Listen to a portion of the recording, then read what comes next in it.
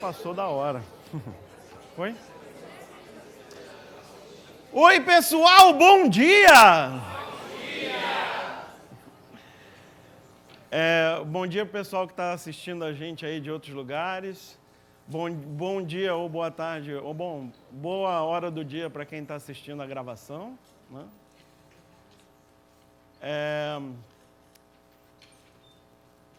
Sempre muito bom estar aqui com vocês.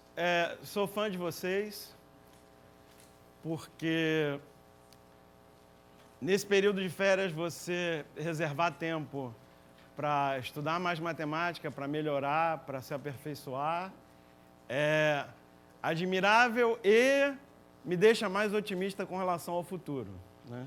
Especialmente por causa dos alunos de vocês, né? Os alunos de vocês realmente têm sorte de ter um professor que se preocupa em melhorar sempre, né? Então, cada vez que a gente vem participar do Papimem tem essa pergunta, né? O que eu vou falar para o pessoal? E apesar de que o espírito principal, a origem do Papimem, né? O espírito é da gente falar de matemática para professores de matemática, né? A gente de vez em quando faz comentários sobre o ensino da matemática. E o que eu pensei hoje foi selecionar umas coisas, na verdade, que vão ser matemática, a gente vai falar de matemática a maior parte do tempo, mas a inspiração principal aqui é o ensino, né? A gente conversar um pouco sobre a parte do ensino. Aí tem vários, ao longo da minha carreira, eu tive alguns insights em relação a como ensinar melhor matemática, sendo que o verbo principal do ensinar não é o ensinar, né? É o aprender. Porque ninguém aprende com o que a outra pessoa faz, certo? Você aprende com o que você faz. Então, eu acho que o grande segredo da gente tornar as nossas aulas mais eficientes é estimular os alunos a fazerem mais, a trabalharem mais, a colocarem mais energia, né, no aprendizado deles. E claro que, no final das contas, a responsabilidade final mesmo é do aluno, né? Ele é que precisa resolver colocar energia no aprendizado. Mas, especialmente os mais jovens, né? Acho que quanto mais jovem o nosso aluno, maior é a nossa responsabilidade de pelo menos tentar, né, ajudar o aluno a se interessar mais e a colocar mais energia no aprendizado dele. Enfim, eu acho que jogos funcionam muito bem para isso. E jogos, quando o Wagner me perguntou, Luciano, o que você vai falar dessa vez? Eu falei, eu vou falar de jogos. Aí ele falou, mas eu não vou botar jogos no título, é muito genérico jogos. E aí eu coloquei um título, sugeria para ele um título que é tão genérico quanto, né? Mas pelo menos ficou mais longo, né? Porque, de fato, quando a gente fala de jogos, você pode pensar em um monte de coisa. Tem várias categorias diferentes de jogos. Aí eu coloquei para vocês o primeiro capítulo. Vocês estão com ele aí? Porque o pessoal está folheando o livro do Ralph. Tá. Então, tem muitas referências interessantes. Esse livro do Ralph, você acha ele inteiro na internet, tá? Claro, eu falei isso, agora mais gente está pegando o material, né? Gente, não precisa pegar agora, deixa para ler em casa. Não vai ajudar muito, não, pegar esse material agora. Eu não vou usar isso na aula, não. O que eu ia dizer justamente é isso.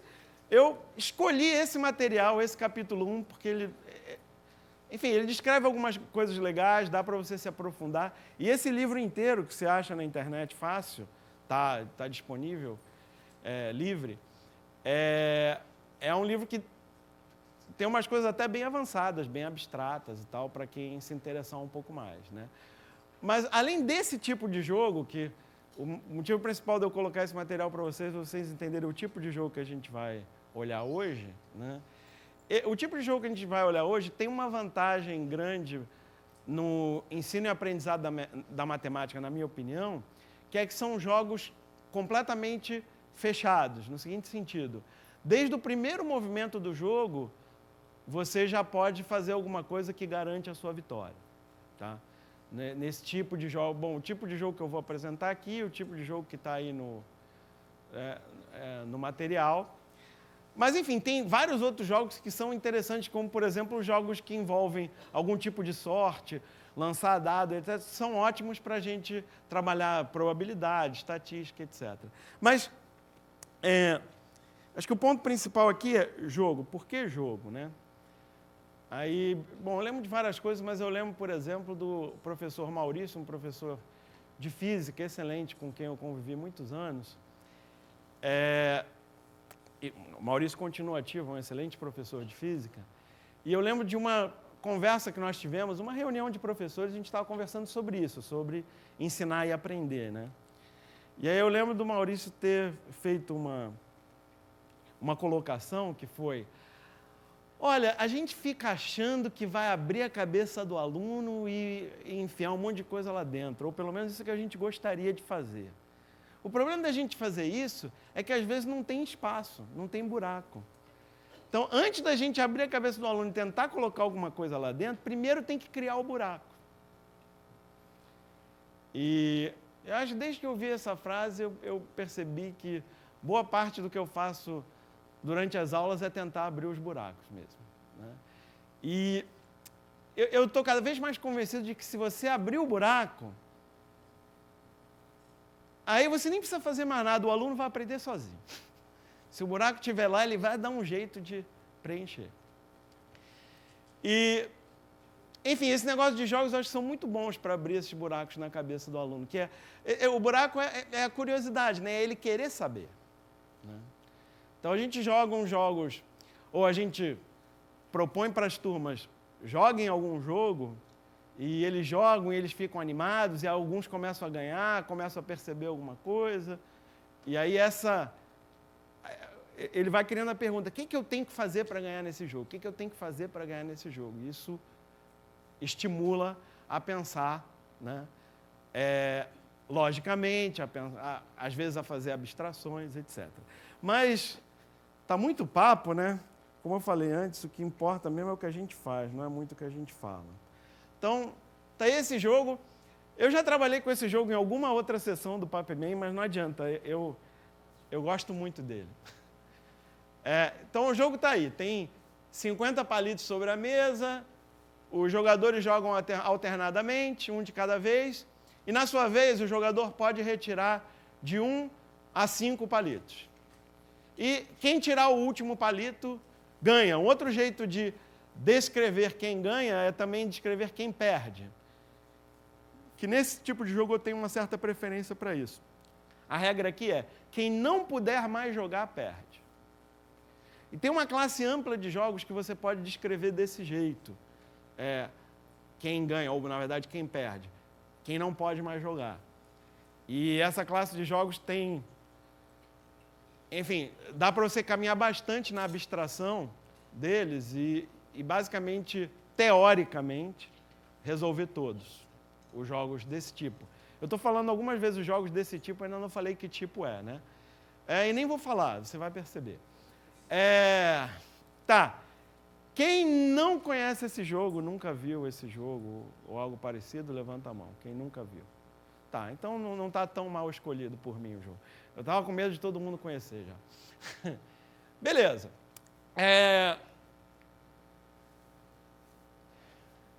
Eu cheguei a pensar em convidar uns voluntários para jogarem no quadro agora esse jogo. Ainda estou tentado. Mas eu disse para mim mesmo: você não faz isso, que 1h15 passa muito rápido, né? Então vamos dar uma acelerada. Mas eu ia adorar fazer isso. É o que eu costumo fazer com as minhas turmas. Eu deixo o pessoal jogar. E ao jogar o pessoal vai percebendo as coisas. Bom, o jogo ajuda a criar o buraco, a criar pelo menos a curiosidade. O que eu tenho que fazer para ganhar esse jogo, né? Mas aí depois vão aparecendo técnicas ou estratégias muito comuns em resolução de problemas, em geral, né, que quase aparecem naturalmente quando você analisa um jogo, ou pelo menos um jogo como esse, que é pensar de trás para frente. Né? Pensar de trás para frente é muito importante. Ou olhar a pergunta do problema primeiro. Né? Essas questões, às vezes do Enem, às vezes de outros concursos que você tem textos enormes, muita coisa para ler, etc. E é uma questão de matemática, eu acho que a estratégia principal é você não ler nada do que a questão está propondo, não ler o texto, não ler, e ir direto para a pergunta, vai ver qual é a pergunta. Depois que você leu a pergunta, aí se precisar você lê o texto, porque tem questões que você nem precisa ler o texto para responder a pergunta. Né? Então, você começar de trás para frente é uma ótima estratégia de resolução de problemas. Então, aqui vale muito a pena você pensar como é que o jogo termina, certo? Em vez de pensar o que eu faço quando tem 50 palitos, sei lá, não sei o que fazer com 50 palitos. Mas se tiver menos palitos sobre a mesa, eu vou saber o que fazer, certo? Por exemplo, sendo bem humilde, vamos começar com o exemplo mais simples possível, que é quando tiver quantos palitos sobre a mesa? 0, isso mesmo. Né? Esse é o mais simples é o 0. Você não falou 0? Eu achei que eu tinha ouvido 0. Então, 0 palitos sobre a mesa é o caso mais simples, certo? É a sua vez de jogar, certo? É a sua vez de jogar. Você está vendo 0 palitos sobre a mesa. Qual a sua conclusão? Perdi. Viu como é fácil? Esse é muito fácil, muito simples. Né? Se tiver 0 palitos sobre a mesa e é a minha vez de jogar, perdi. Ok? Então, 0 e, de fato, o que descreve uma posição desse jogo é simplesmente um número natural, né? Então, cada número natural vai descrever uma posição desse jogo. Então, a posição 0 é o que a gente vai chamar de uma posição perdedora. Tem gente que chama de ganhadora, depende da definição. Tem alguns textos que chamam isso de ganhador. Nós, ou eu, vou chamar de perdedor. Por quê? A minha definição é a seguinte. Se é a minha vez de jogar, certo? E eu não tenho uma estratégia para vencer, essa posição vai ser chamada de perdedora. Então, a posição perdedora mais simples é essa, 0, né? Porque aí eu realmente perdi. Então, 0 é perdedor, tá? Então, 0 perde. Se você chegar na mesa e vir 0, você perdeu. Então, vamos para a próxima mais simples, que é 1. Se você chegou na mesa e tem 1 palito, qual a sua conclusão? Você ganhou. E é um pouco mais do que você ganhou. Você é obrigado a ganhar pelas regras do jogo. Você nem sequer pode perder. Se você quiser perder, você não consegue perder. Porque você é obrigado a tirar de 1 a 5, né? Então você tem que tirar esse 1 e ganhar. Então, 1 é vencedora, e é um pouco mais do que vencedora, num certo sentido. Porque... Então, 1 vence, ok. O que acontece com o 2? 2 perde. E agora é um bom momento para a gente esclarecer as nossas definições, certo? O que eu vou chamar de uma posição perdedora ou vencedora? Vamos lá. Eu vou chamar de posição vencedora aquela na qual é possível vencer com uma é possível garantir a vitória com uma estratégia correta. É possível você garantir sua vitória com 2 palitos? Sim, é muito fácil. Você pode tirar os 2, certo? Resumindo, você pode deixar 0 para o seu adversário. Então, 0 é perdedor. Você quer deixar ele com 0 para ganhar, certo? A partir do 2, é possível deixar 0? É. Então, a gente vai chamar essa de vencedora. Vou colocar só V aqui. Tá? 3 é o quê? Por quê? Porque você pode deixar 0. Você pode tirar 3 e deixar 0. Então, é vencedora. 4, 5 e 6. 6. 6 é o quê? É perdedora. Claro, eu pintei com a mesma cor do 0 e coloquei do lado. Deve ser porque é perdedora, né?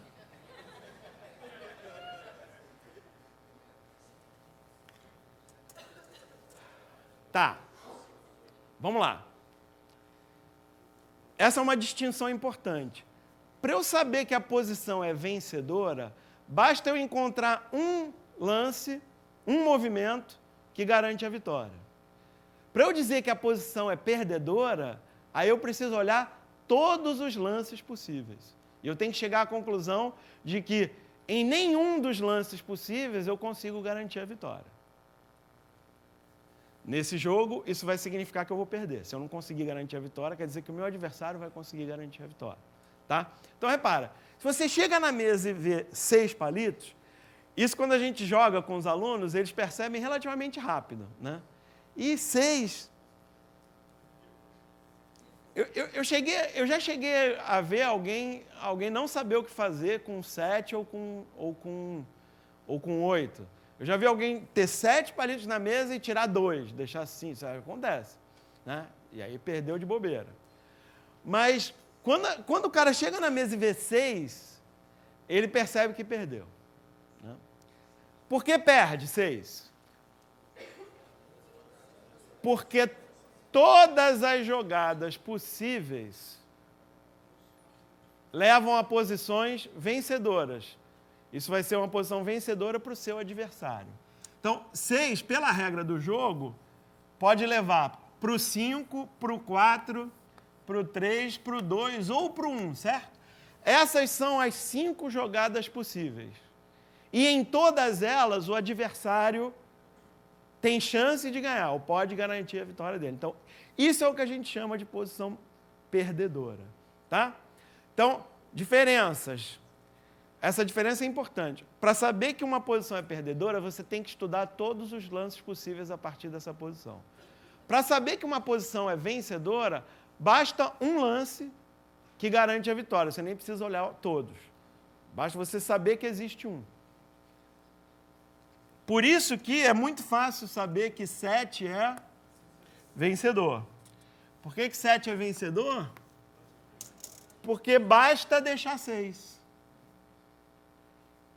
Ah, mas eu podia deixar 5. Podia. Mas você não quer, eu acho. Você não quer. Se você quer ganhar, você não faz isso. Certo? Agora a gente pode acelerar um pouquinho a análise do jogo, certo? Porque qualquer número de palitos que te permitir deixar 6 para o seu adversário, vai garantir a sua vitória, concorda? Então, de 7 até 11.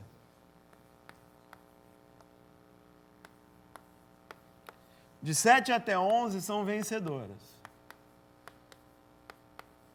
Certo? Porque em todas elas você consegue deixar 6. 12 perde. Por que 12 perde?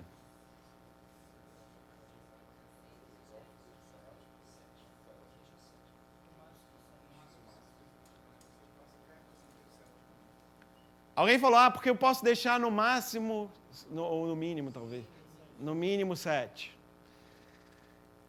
Não está boa a resposta ainda. Eu acho até que você pensou corretamente, mas é melhor a gente ser mais preciso aqui, certo? Oi?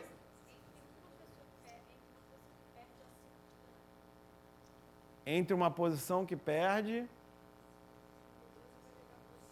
Tá, ok, tá no caminho, mas eu prefiro ser um pouco mais preciso do que isso ainda.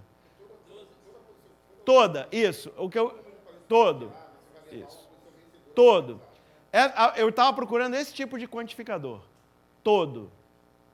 Para eu garantir que a posição é perdedora, eu tenho que olhar todos os movimentos.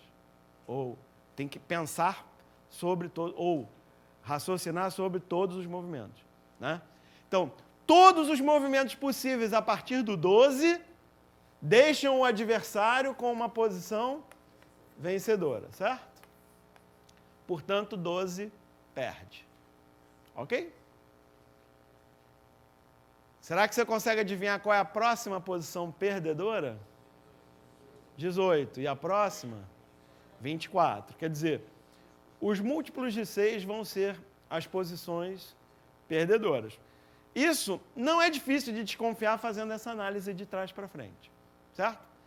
E aí, claro, dependendo de em que ambiente você está, ou se você está trabalhando isso com alguma turma, qual é o nível da turma, você vai buscar graus maiores de precisão, ou de precisão para o argumento. Vamos fazer uma argumentação ainda informal, mas relativamente precisa, certo? Vou provar que os múltiplos de 6 são posições perdedoras, certo? Então eu posso, por exemplo, fazer por indução, ok? Então, suponha que eu já provei que todos os múltiplos de 6 até um determinado valor são, de fato, posições perdedoras. Vamos provar que o próximo múltiplo de 6 também é, certo? Então, se você... Vamos fazer o ponto de vista de quem ganha, que é mais agradável, né? Se você deixou um múltiplo de 6 para o seu adversário, certo? Você sempre pode deixar o próximo múltiplo de 6, o múltiplo de 6 que está logo abaixo, na jogada seguinte. Por quê? Se ele está com um múltiplo de 6 agora, a próxima jogada dele vai ser o quê? Ele vai tirar de 1 a 5. E aí o que você vai fazer? Vai tirar o que faltar para 6. Então, se ele tirar 1, você tira 5. Se ele tirar 2, você tira 4. E assim por diante, você completa 6. Com isso, você garante o quê? Que se o seu adversário tem um múltiplo de 6 na frente dele, não importa o que ele jogar, na próxima jogada dele, ele também vai ter um múltiplo de 6 na frente dele, certo? Por indução, se você continuar fazendo isso, no final do jogo, ele vai ter 0 na frente dele, porque 0 é múltiplo de 6, certo? E aí isso é uma demonstração ainda informal, mas bem precisa, de que essa estratégia vencedora está correta. Tá? Bom, e aí as possibilidades didáticas e de conteúdo só com esse jogo... Aliás, tem uma tese do Prof. Mate, orientada pelo Nicolau Corsão Saldanha, uma tese de um aluno da PUC, eu devia lembrar o nome do aluno, um aluno do Prof. Mate, né, na PUC, sobre isso, e ele usa exatamente esse jogo, e ele fez umas experiências. Bom, é fácil você, hoje em dia, né, procura lá a tese, Prof. Mate, jogos, PUC, e vai aparecer para você. É legal também.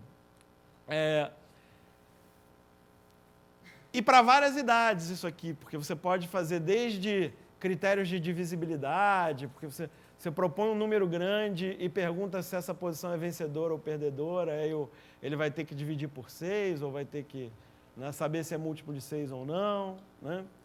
E, enfim, uma série de possibilidades didáticas aqui com relação a múltiplos de 6, ou múltiplos do número que você quiser, certo? Que basta mudar.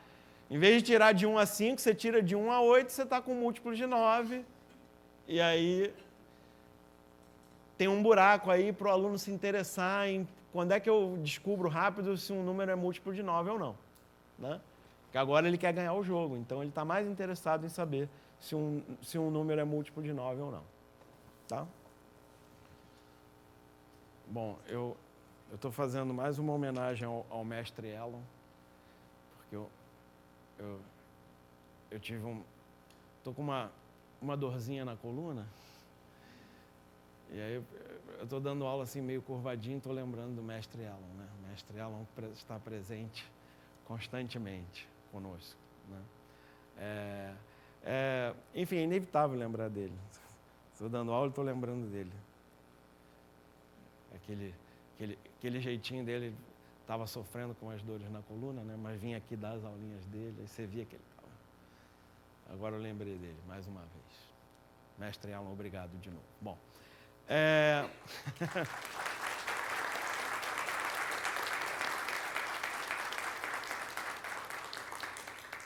muita coisa junta, né? As lembranças vão vindo. Bom, Ah, tá. Agora, até coloquei aqui. Agora, essa é outra vantagem desse tipo de jogo. Você vai e os alunos começam a perceber, uns começam a descobrir como ganhar, etc. Aí você vai e muda a regra do jogo. Né? Para aí, tem que continuar criando os buracos. Aí muda. Ah, então agora vamos fazer o seguinte. Quem tirar o último palito, perde. Certo? Perdão, é isso. Quem tirar o último, perde. E agora? E aí? Alguém acha? Legal, já teve gente aqui que falou mais ou menos o que tem que fazer. Ótimo. Tem um fenômeno curioso que eu observei ao propor essa variante do jogo em algumas turmas, que é o seguinte: tem alguns alunos que rapidamente chegam a uma conclusão, que é a seguinte: fácil, agora eu tenho que ficar com os múltiplos de 6. Isso já aconteceu várias vezes comigo, em várias turmas. Aí é legal, porque quando o aluno fala isso, então agora é só eu ficar com os múltiplos de 6. Aí eu falei, beleza, vamos jogar, né?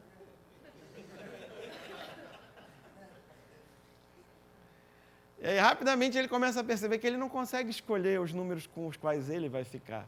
Quem escolhe os números com os quais ele vai ficar é o adversário dele, não é ele. Né? Mas é um raciocínio bem compreensível, né? Quando quem tira o último ganha, eu tenho que deixar os múltiplos de 6, agora vai inverter, né? Então agora eu fico com os múltiplos. Mas não é. Né? E por que não é? Por causa dessa diferença entre posições vencedoras e perdedoras. Para você ganhar, você tem que escolher aquele movimento correto, em geral, ou nesse jogo pelo menos vai ser um só, das 5 opções que você tem, só uma vai garantir a vitória. Certo? E quando você está com uma posição perdedora, aí você não tem o que fazer. Então como é que você faz aqui? Na verdade, a análise vai ser igualzinha, como alguém falou rapidamente aqui também. Em vez de começar com 0, você começa com 1 aqui. E faz a mesma análise, certo? Aí as posições perdedoras agora vão ser 1, 7, 13, certo? Vão ser múltiplos de 7 mais 1. Ok? Múltiplos de 6, obrigado. Múltiplos de 6 mais 1. Certo? E aí você pode inventar aí que quem deixar 2 ganha, quem deixar 3 palitos ganha, para mudar a classe de congruência das posições perdedoras, né? E aí é isso, dependendo do grau de abstração que você quiser, já dá para falar de congruência, né? Dá para falar de outras coisas mais abstratas e mais avançadas também. Tá? O que é o principal aqui? É pensar de trás para frente. E de novo, dá para fazer critérios de divisibilidade. Aí, isso aqui é legal, porque, eu sei o critério de divisibilidade por 9, mas agora eu não quero saber se o número é múltiplo de 9. Eu quero saber se ele é um múltiplo de 9 mais 1. Será que eu ainda posso usar o critério de divisibilidade por 9, que é somar os algarismos? Ainda é útil? Ou não? Né? O que eu estou falando é o seguinte. Deixa eu colocar acho que vale a pena. Colocar um exemplo concreto. Então, o jogo é o seguinte. Agora a gente pode tirar de 1 a 8 palitos, ok? E quem tirar o último... Estou resumindo aqui. Quem tirar o último, perde, ok? Essa variante aqui, só que de 1 a 8, ok? Agora a pergunta é o seguinte. Se nós começarmos com... vou ser bem criativo aqui para criar um número, tá? Vou inventar um número usando toda a minha criatividade. Então, se a gente começa com esse número de palitos, se a gente começa com esse número de palitos sobre a mesa, que número é esse? Eu não vou nem querer falar. Milhão, bilhão, trilhão, sei lá. 123 trilhões, eu acho, esse número aí. Se a gente começar com esse número aí, quem tem uma estratégia vencedora e qual é essa estratégia? Certo? Será que usar o critério de divisibilidade por 9 ainda ajuda? Critério de divisibilidade por 9, somar os algarismos. né? Vamos lá. Mas aqui a gente pode fazer, até em homenagem aos nossos pais, aos nossos avós, etc., fazer isso tipo prova dos 9, né? Jogando com 9 fora, né? Então, você vai, 1 mais 2 mais 3, 6, né? Bom, esse 4 mais 5 é 9, 4 mais 5 já sai. 6 mais 6, 12, 9 fora, 3, né? 12, tiro 9, 3, certo? 3 mais 7, 10, 9 fora, 1. 1 mais 8, 0, né? 0, 1, né? 6, deu 6? 6, certo? A soma deu 6, ok? Bom, e aí? Se a soma deu 6, quem tem uma estratégia vencedora e qual é essa estratégia?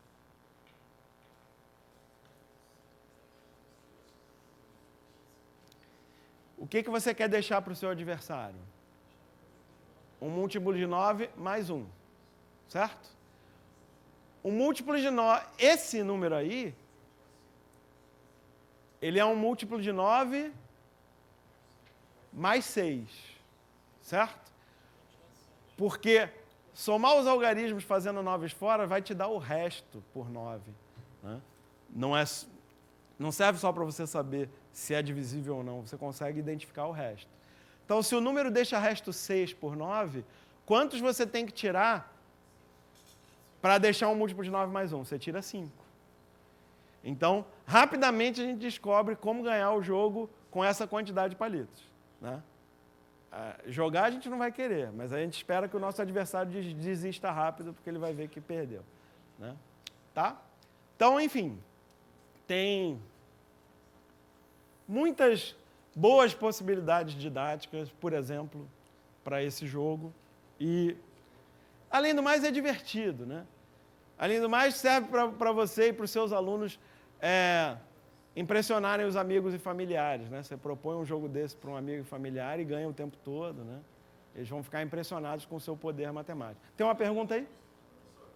Diga. Quem começa tem mais vantagem de ganhar ou não. Claro que isso vai depender do jogo, mas pela natureza desse tipo de jogo, como você está vendo aqui, é mais difícil a posição ser perdedora do que ela ser vencedora. A falta de outros elementos, certo? Porque para ela ser perdedora, algo tem que acontecer com todos os lances. E para ela ser vencedora, basta um lance ter uma certa característica. Então, isso, em geral, vai indicar que existem mais posições vencedoras do que perdedoras. Então, um jogo desse tipo, normalmente, se você joga a moeda para o alto para determinar a posição inicial, vai ser mais provável que quem começa ganha. Normalmente vai ser assim. Se souberem jogar, quem começa ganha. Agora, se não souber outro, não dá para ajustar a sua jogada. Não, perfeito. Isso é uma coisa importante. A gente está falando aqui de nomenclatura. Né? Eu vou dizer quem começa ganha... eu estou dizendo isso para simplificar, tá? Não é que ele ganha, ele garante a vitória se jogar bem, é isso. Tá? Quando eu falo ganha, significa que ele tem um jeito de ganhar. Quando eu falo perde, ele não tem jeito de ganhar, a não ser que o adversário cometa um erro, ok? Essencialmente, a nossa nomenclatura está implicitamente supondo que os dois jogadores vão fazer sempre as melhores jogadas possíveis, certo? Ok, deixa eu propor outro jogo agora. Eu esqueci de colocar a referência. Isso aqui foi de uma Olimpíada Brasileira de Matemática de 2004. Tem ali 2004 e 2005.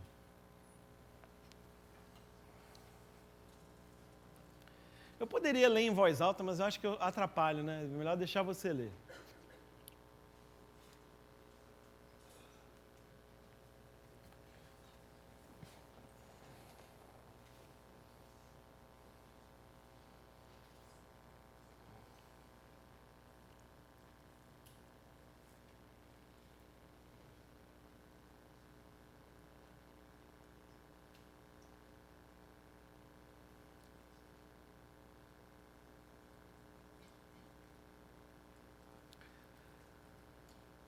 Então, esse jogo aí é um caso particular de um jogo mais genérico, que é um dos meus preferidos.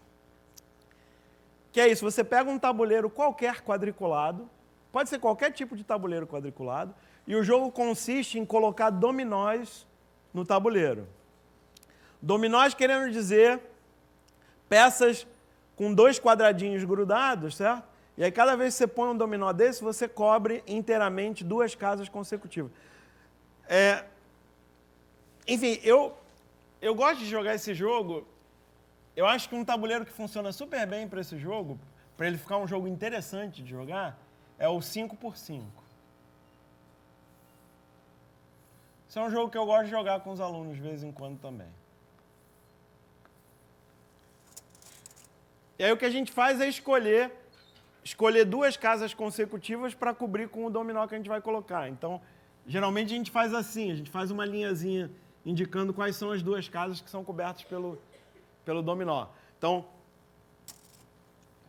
vou simular aqui, tem 2 jogadores jogando, tá? Vou fazer totalmente aleatório.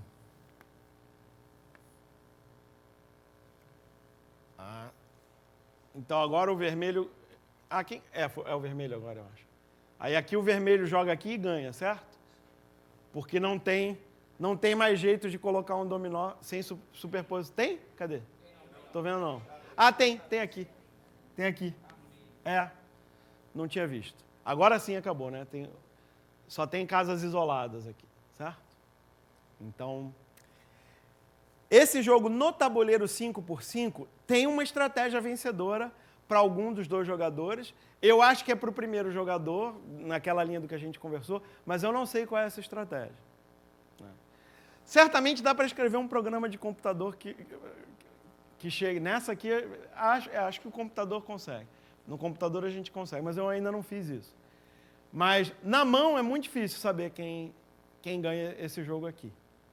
Apesar de que, teoricamente, tem que existir uma estratégia vencedora para um dos 2.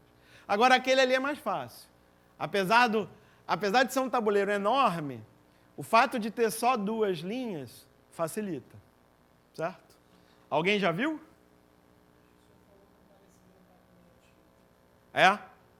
E aí? Você acha que... ok. É verdade, mas você está confundindo o problema, né? O da sequência de Fibonacci é assim, a gente quer cobrir completamente o tabuleiro. Esse tabuleiro não precisa ser completamente coberto, você pode deixar buracos, como está acontecendo aqui, tá vendo? E são 2 jogadores, quer dizer, a ideia é você deixar o seu adversário sem ter como colocar dominó, né? Então, beleza, ótimo. Quem falou? Beleza. Então, alguém comentou ali, qual é o seu nome? O Thiago falou o seguinte, se eu jogar por simetria, eu venço. E aí eu já sei que ele resolveu o problema. Porque, de fato, esse é o jeito...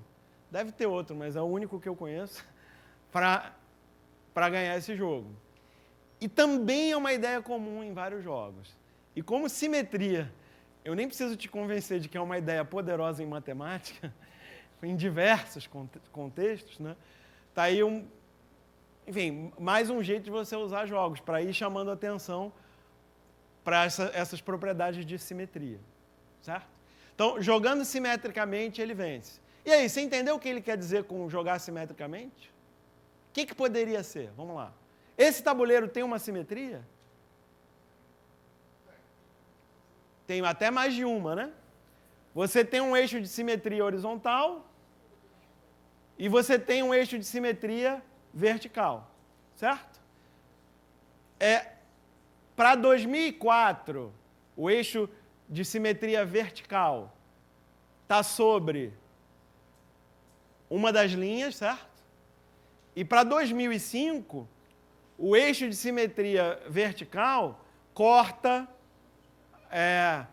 2 casas, né, ali que estão no meio do tabuleiro, certo? Qual dessas 2 simetrias você acha que pode te ajudar a ganhar o jogo? A vertical ou a horizontal?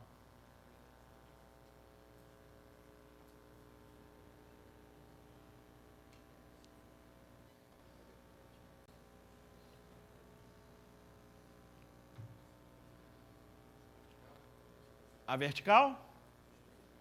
A horizontal? As duas? Bom, vamos devagar?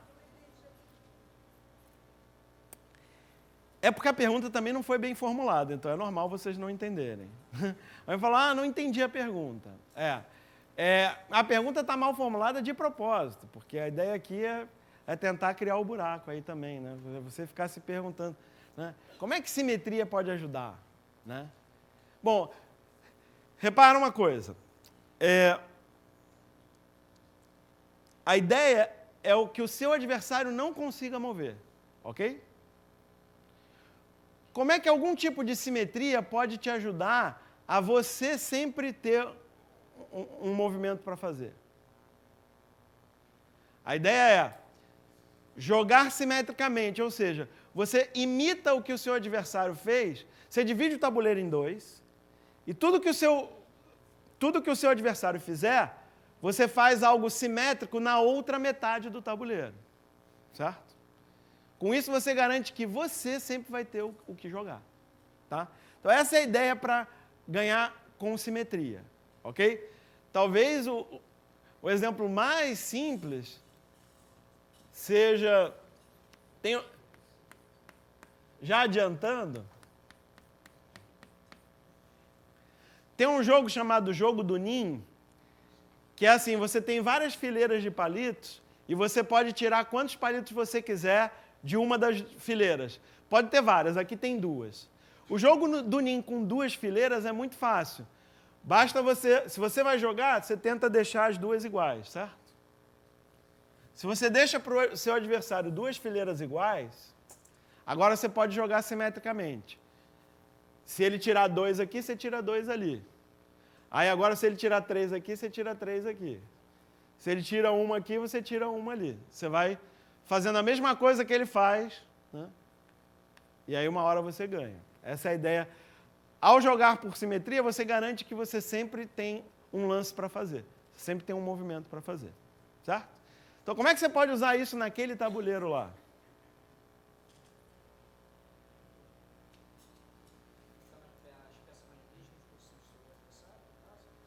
Na mesma, em relação a alguma simetria. Qual simetria você vai usar? A vertical? A horizontal?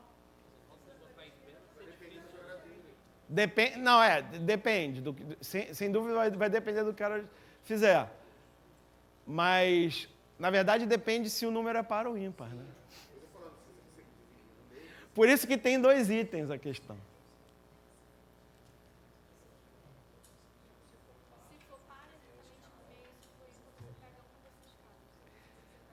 Se for par, exatamente no meio. Bom, vamos lá. Se for par, o meio, que é o eixo de simetria, está em cima de uma das linhas, certo? Então, jogar simetricamente aqui significaria o quê? Tudo que o meu adversário jogar daquele lado, eu imito desse lado, certo? Só que aqui tem um problema, né? E se ele jogar aqui? Mas aí não é a simetria. Aí não é essa a simetria. Certo?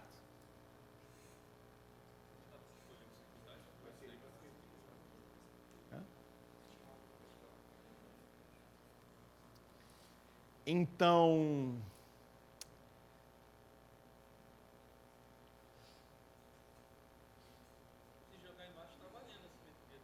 isso. Isso. Então, não sei se a gente deveria ter começado com outro, mas como vocês falaram esse, então a estratégia não é bem seguir a simetria vertical, né? É seguir a simetria vertical, exceto se o adversário fizer isso, certo? Mas se o adversário fizer isso, você pode fazer isso, ok? E aí, a partir daí, você continua a simetria, certo? Isso pode não acontecer, né? Ele pode jogar aqui, mas aí você joga aqui, certo? Então, aqui você tem que ser um pouco cuidadoso na descrição da estratégia. Quer dizer, a estratégia é, você joga com a simetria vertical, né? A menos que o seu adversário faça isso ou isso, certo? Repara que se ele puder fazer um dos dois, você com certeza vai poder fazer o outro. Isso é que é importante observar, tá? Porque se você está jogando com a simetria vertical, certo? Você garante que se ele colocar assim, atravessado... Porque o que acontece? Se ele pôde colocar assim, atravessado... não, isso está errado, né? Isso está errado.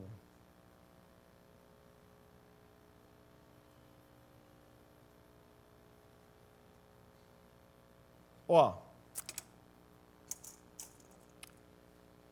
Tá. 5 minutos atrás eu pensei em fazer isso, não fiz, deixa eu fazer. Vamos fazer o ímpar que é mais fácil. Depois a gente volta a pensar nesse. O ímpar é bem mais fácil aqui, certo?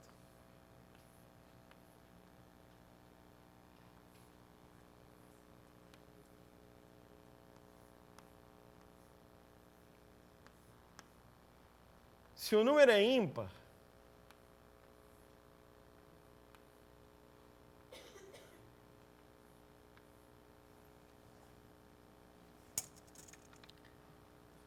o eixo de simetria vertical vai estar exatamente sobre algum... a ideia é que continua, né? Mas... Tá? O eixo de simetria está exatamente em cima de 2 casinhas dessas aqui. E aí, quem tem a estratégia vencedora, quem vai conseguir jogar simetricamente aqui e como? É o primeiro jogador ou é o segundo? O primeiro jogador, né? Porque qual o primeiro lance dele? Isso, perfeito. Então, olha lá, vamos lá. Se o número total de colunas é ímpar, o primeiro jogador consegue garantir a vitória. Porque ele aproveita a simetria do tabuleiro como? Ele já coloca o primeiro dominó dele aqui. Então, ele forçou, ao fazer isso, certo? Ele quebrou o jogo em 2 tabuleiros automaticamente, certo? Porque qualquer lance agora só pode ser feito ou no pedaço da direita ou no pedaço da esquerda, certo? Não existe lance que pegue os 2 tabuleiros ao mesmo tempo, certo? Porque isso aqui agora está proibido, ok? Então agora é realmente fácil jogar simétrico, concordam? Tudo que ele fizer do lado de cá, você imita do lado de lá. E você pode imitar de várias maneiras diferentes. Você pode imitar via reflexão, você pode até imitar via translação, né? Se você quiser, certo? O importante é você imitar o que ele está fazendo. Então, jogando nesse tabuleirinho pequeno aqui, né? Por exemplo, jogar a simetria de reflexão. Se ele joga aqui, você joga aqui, certo? Aí ele vem e joga aqui, você joga aqui. Pronto. Ele não pode mais jogar, certo? Você também não poderia mais jogar, mas a vez dele, ele perdeu. Certo? Então, essa tá clara, é mais fácil. Essa realmente é mais fácil. Você aproveita a simetria botando logo uma peça no meio, certo? Agora, essa daqui, do jeito que vocês falaram isso, né? Ah, se ele colocar aqui, você coloca aqui. Eu estava quase aceitando o que você falou, juro. Você vê como eu confio em você. Mas está errado. Está errado pelo seguinte. Oi? Qual é o absurdo? Hã? Qual é o absurdo? Não, quero saber. Eu fiquei interessado.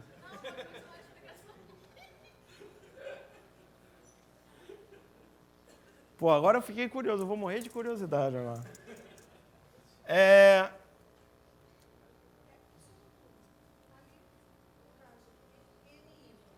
Isso.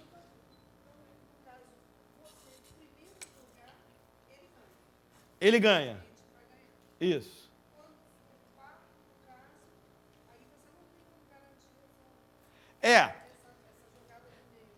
Isso. Então, o que eu entendi que o pessoal falou, algumas pessoas aqui falaram, eu entendi que a estratégia é para o segundo jogador, no caso do par, E a estratégia é jogar simetricamente em relação ao eixo vertical, exceto se o adversário jogar atravessando esse eixo, em cujo caso você vai jogar logo embaixo ou logo em cima, certo? Só que isso não funciona. Vou te explicar por que isso não funciona. Aqui tem espaço. Isso não funciona pelo seguinte. Aqui está o eixo de simetria, certo? Eu queria não fazer os quadriculados, mas não vai ter jeito.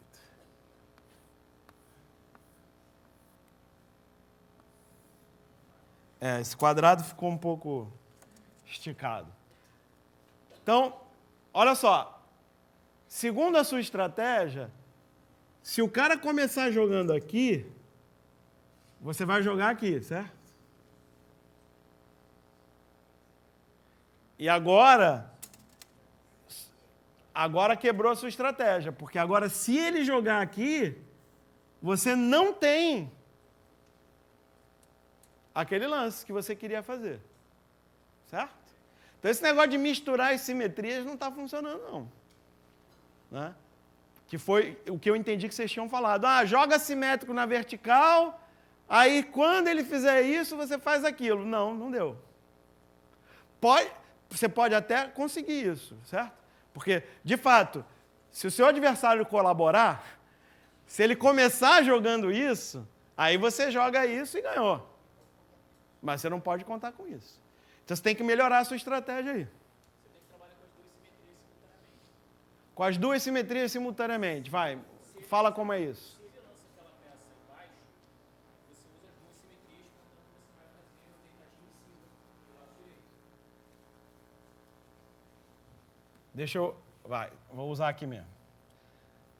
Você quer dizer que se ele faz isso... Você é como se você tivesse uma simetria especular nesse sentido. Você vai botar sua pedra deitada, só que em vez de você botar embaixo, você vai dar uma posição para você subir, você bota em cima. Muito bom. E não é como se fosse, não. Isso é... Aliás, as duas coisas que você falou estão absolutamente corretas. Apesar de que o nome que você usou, eu não lembro qual foi. Especular. Eu chamaria de simetria central, que é simetria em relação a esse ponto. É isso que você está fazendo. Ok. Só que aqui não vai ser exatamente isso, né? O problema aqui é, e se ele jogar, e se ele começar jogando aqui, o que você faz? Essa simetria que você falou, do x igual a menos y, vai dar fora do tabuleiro, né?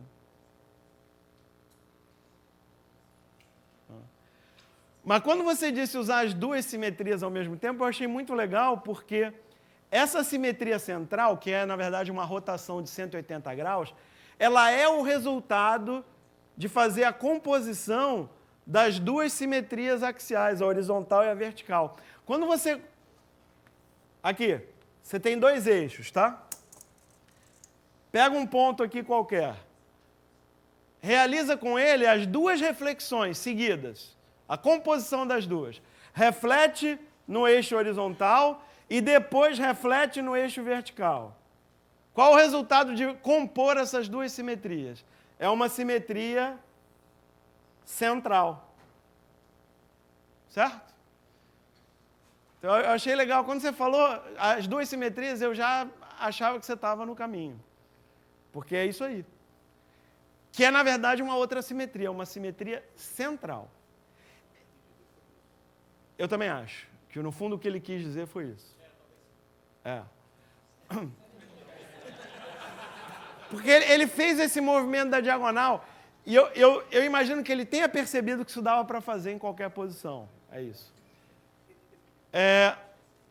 E ele concordou, então está resolvido. Olha só. A pergunta é a seguinte: esse tabuleiro é simétrico em relação a este ponto? O tabuleiro todo é simétrico em relação a esse ponto? Sem dúvida. Certo? Ele é simétrico. Cada casa do tabuleiro tem uma correspondente simétrica em relação a esse centro, ok? Então, dá para jogar direto com essa simetria. Mas não é nem a vertical nem a horizontal que funcionam, perceberam? Num certo sentido, as duas juntas mesmo. Essa e essa. Cujo resultado é uma simetria central, certo?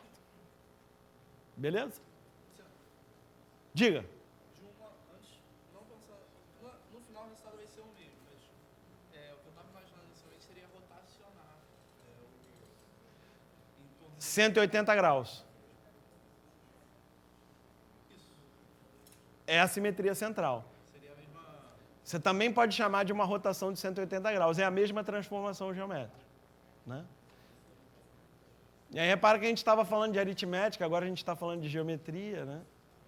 Então... As duas situações são a mesma, né? Porque quando você coloca no meio ali, vira par, virou aquilo ali, né? É verdade.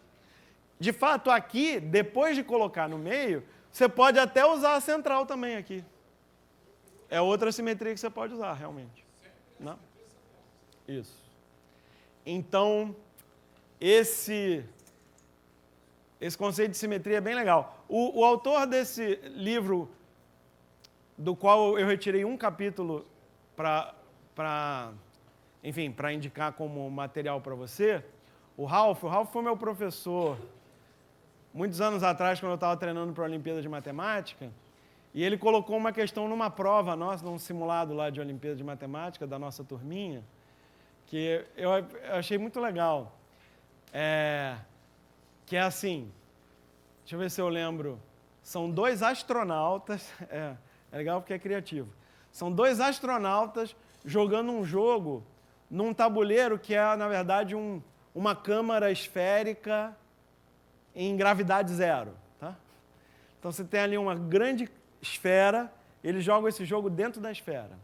E o jogo é o seguinte, os astronautas têm várias bolas de mesmo tamanho, ou várias esferas rígidas de mesmo tamanho, que eles vão colocar dentro do tabuleiro, que o tabuleiro deles é a esferona grande, é o compartimento esférico, certo? Então, na sua vez de jogar, um vai lá, põe uma esfera dentro do compartimento e sai. Aí é a vez do outro, ele põe uma esfera dentro do compartimento e sai. Aí é a vez do outro, e eles jogam alternadamente. E a pergunta é qual dos dois tem uma estratégia vencedora. Esse é meio estranho porque não parece que tem um número finito de posições para você colocar a esfera, né? É uma coisa meio contínua, ok? Mas esferas são objetos um tanto simétricos, né? Então, será que dá para pensar em alguma simetria que resolva esse problema? Que garanta a vitória nesse jogo? Isso. Então, qual é a sua estratégia? Fala aí.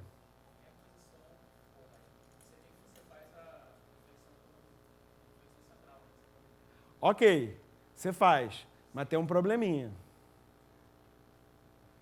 O probleminha é que se ao fazer você tem uma esfera lá, poderia acontecer de assimétrica a essa esfera em relação ao centro do tabuleiro ter interseção com essa esfera. Isso pode acontecer. E aí isso te impediria de colocar a esfera aí. Entendeu o que eu estou falando? O que eu quero dizer é o seguinte, nosso colega falou, joga assimetricamente. Então, se o meu adversário jogou uma esfera aqui, eu pego a assimétrica diametralmente, né? Quer dizer, assimétrica em relação ao centro, eu coloco lá. Com isso, eu garanto que eu sempre vou ter onde colocar, mais ou menos. Porque se o meu adversário coloca uma esfera, por exemplo, aqui assim, certo? A simétrica em relação a essa está aqui, ó.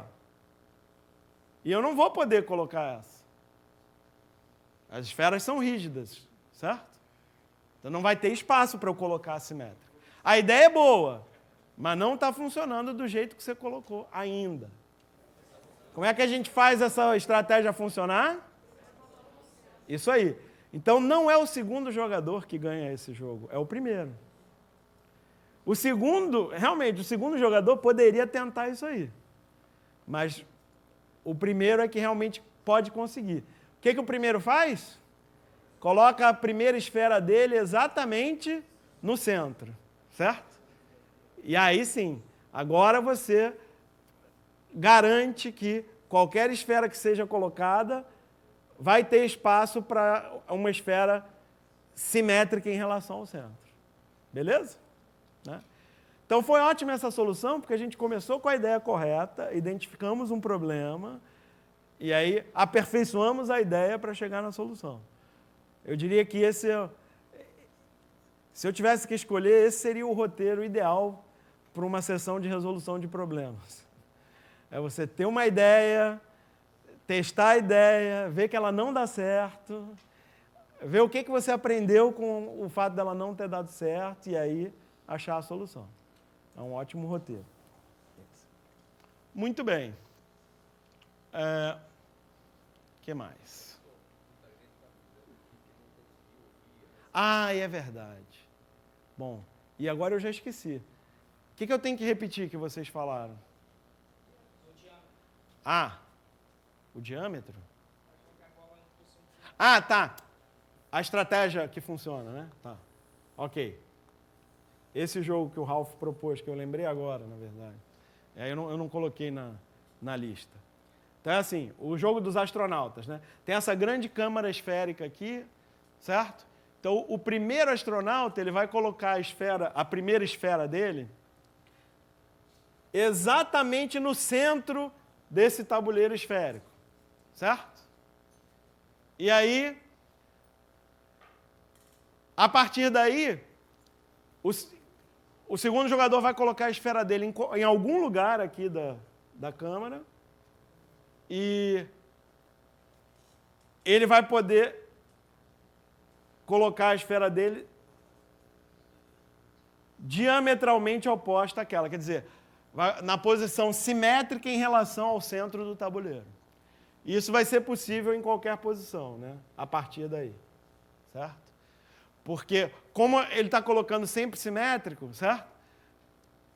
Aqui, de novo, você pode pensar em indução, né? Pensa nos pares de esferas que foram colocados a partir daqui. Eles estão sempre em posições simétricas, o que significa que, se o segundo jogador tiver um espaço para colocar a esfera, é porque o espaço simétrico também está vazio, certo?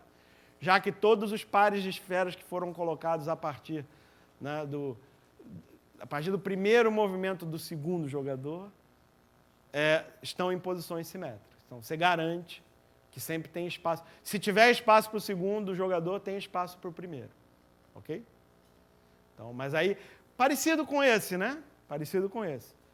Quer dizer, o primeiro jogador força que o tabuleiro fique simétrico, força que seja possível fazer simetria. Tá? Diga. Se você não pusesse a primeira bola no centro, aí eu não tenho a menor ideia.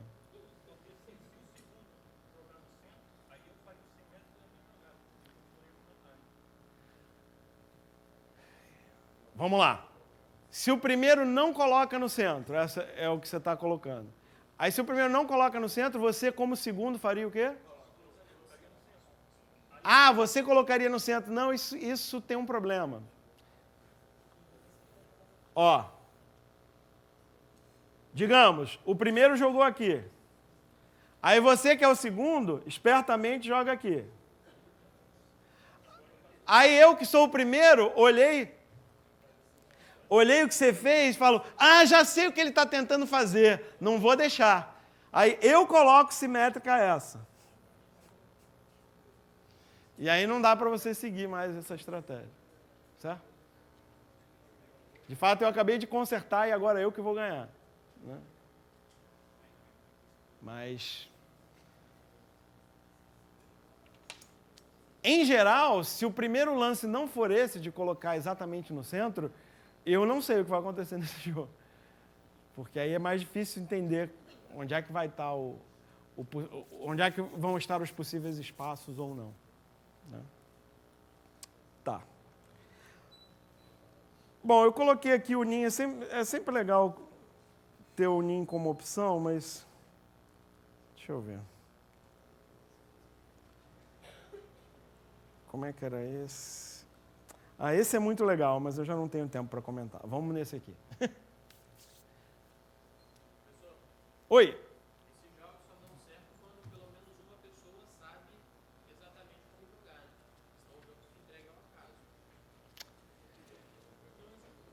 Professor, esses jogos só funcionam se a primeira pessoa souber o que fazer, caso contrário, tal o acaso. Eu acho que está essencialmente correta a sua afirmação, no seguinte sentido. São jogos que a gente sabe, esse último não é bem... Esse último, como ele não é finito, a quantidade de posições não é finita, etc., ele é um pouquinho mais sofisticado teoricamente, né? Ele é fácil na prática porque a gente consegue visualizar essa assimetria. Mas, em geral, se os caras estão jogando um jogo que é totalmente determinístico, mas eles não sabem o que estão fazendo, vai estar ao azar. Até que é o que acontece naquele primeiro jogo que eu propus, quando os alunos estão jogando, é o que acontece. Eles vão jogando e só no final, quando tem poucos palitos na mesa, ou quando os números estão pequenos, aí que eles acham que dá para começar a pensar em jogar bem ou não. Mas a beleza aqui é matematicamente possível ganhar o jogo, garantir a vitória do jogo desde o primeiro lance, certo? E a nomenclatura aqui sempre supõe que os dois jogadores estão fazendo os melhores lances possíveis, que é o jeito de analisar esse tipo de jogo, né? Se alguém não fizer o melhor lance possível, aí realmente qualquer coisa pode acontecer. Tem uma pergunta lá, diga.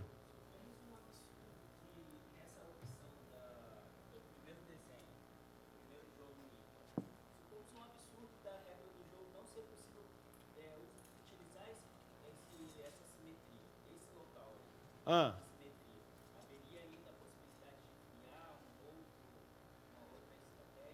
Não sei. O colega está perguntando, e se nesse jogo a gente não pudesse colocar o dominó aqui?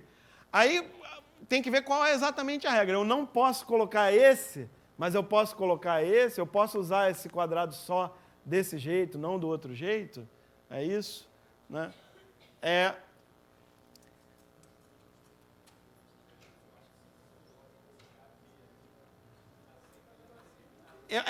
Exato. Se eu só não posso colocar esse, aí me parece que você pode fazer a simetria central. Mas o jogo fica artificial demais, eu acho. Não fica tão natural. Tinha mais uma pergunta? Fala aí.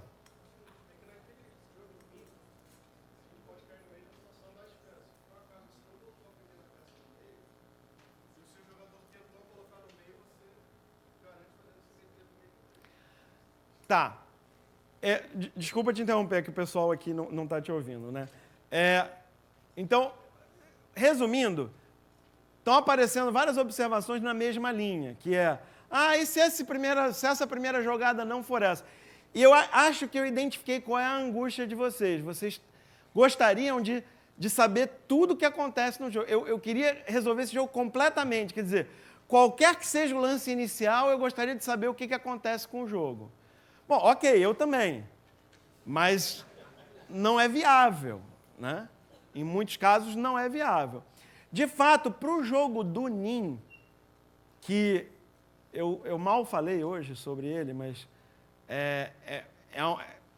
digamos, o modelo principal desse tipo de jogo, para o jogo do NIM, a gente sim sabe o que acontece, qualquer que seja o lance, em qualquer posição, porque nós temos uma forma abstrata de representar as posições e que nos permitem descrever tudo o que vai acontecer. Mas nesse jogo já não dá para fazer isso. Na verdade, tem versões ainda mais simples desse jogo em que não se sabe, não existe análise completa. Pelo menos a última informação que eu tenho é que não existe. Resumindo, pode ser muito difícil saber o que acontece nesse tipo de jogo a partir de qualquer lance inicial. Então, muitas vezes você tem que se contentar com conhecer um lance que funciona. Mas que bom que basta um lance que funciona para você ser capaz de ganhar, certo? Às vezes a gente consegue encontrar e às vezes não. Por exemplo, como eu falei, esse jogo, apesar do tabuleiro ser pequeno, ele é complicado de analisar. Bem complicado. Na mão, só na cabeça, ele é bem complicado de analisar. Tá.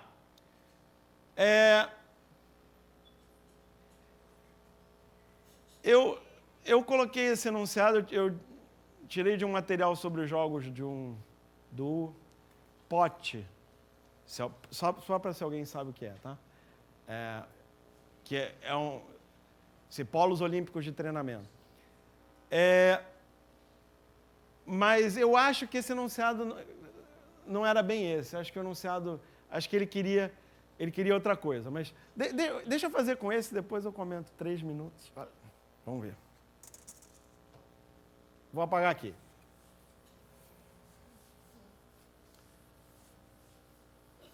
Na verdade, esse jogo é o seguinte. Tem 2 pilhas de moedas com 11 moedas cada uma. E no seu turno você tem 2 opções. Você pode tirar 2 moedas de uma das pilhas ou você pode tirar uma moeda de cada pilha. Certo? E a pergunta é quem ganha esse jogo. Então, o que eu queria comentar com vocês é que tem um jeito... da mesma forma que o primeiro jogo que a gente fez hoje, a gente podia descrever cada posição do jogo com um número natural, esse jogo aqui, como é que a gente pode descrever qualquer posição dele? Com um par ordenado de números naturais. Concordo que são 2 pilhas, você pode dizer o número de cada uma. Certo? Então, esse jogo você pode modelar ele como pontos no plano cartesiano. Ou que, digamos, tem mais cara de jogo, num tabuleiro. Então, você pode pensar nesse aqui como acontecendo num tabuleiro, 11 por 11, que eu acho que eu não vou desenhar inteiro. Eu vou só começar para você ver a ideia.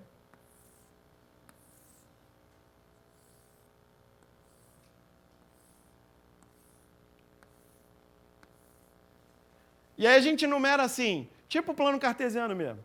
0, 1, 2, 3, 4, 5, 6, 0, 1, 2, 3, 4, 5. Tá bom, eu vou ficar só com esse pedaço do tabuleiro mesmo. Certo? Quando é que o jogo acaba?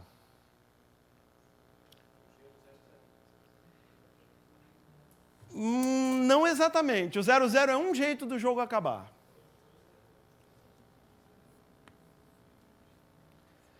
Repara que se qualquer uma das 2 pilhas tiver 0 moedas, né? Não é qualquer uma. Eu estou pensando na outra versão do jogo, peraí. Isso. Aqui o jogo também acaba. Certo? Porque se você tem 0 em uma e 1 na outra, a regra do jogo não te permite jogar mais, certo? Você não pode tirar 2 pedras de uma mesma coluna e nem pode tirar uma de cada, certo? Então aqui o jogo também acaba e aqui o jogo também acaba. Então, esses que eu marquei com X são posições perdedoras, ou seja, se você chegar no tabuleiro e encontrar essa posição, você perdeu, ok? Isso significa... Tem alguma coisa errada aí? De uma ou retirar uma moeda de cada. É isso, né? Hã?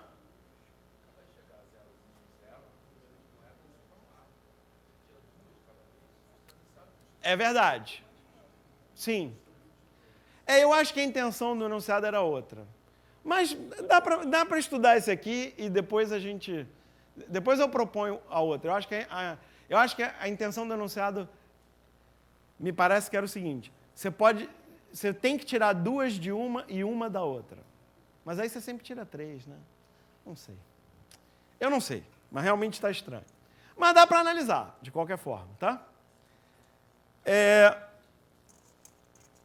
Essa posição aqui é vencedora. Por quê?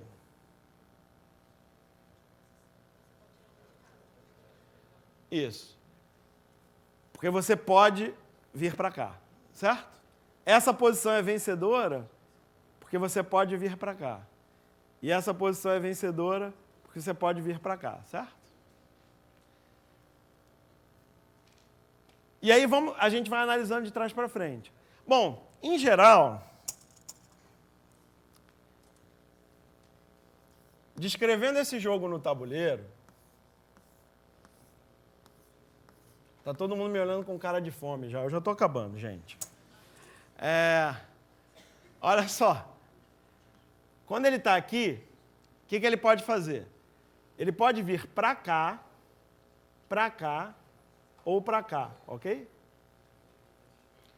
Então, digamos que é fácil descrever geometricamente o que está acontecendo. De uma certa posição, você pode ir para essas 3 posições nessa diagonal aqui. Digamos que é a segunda diagonal depois de onde está essa casa. Num tabuleiro de xadrez seria a diagonal de casas de mesma cor dessa aqui, adjacente, certo? Com isso, é muito fácil ver que todos esses aqui são vencedores também, certo?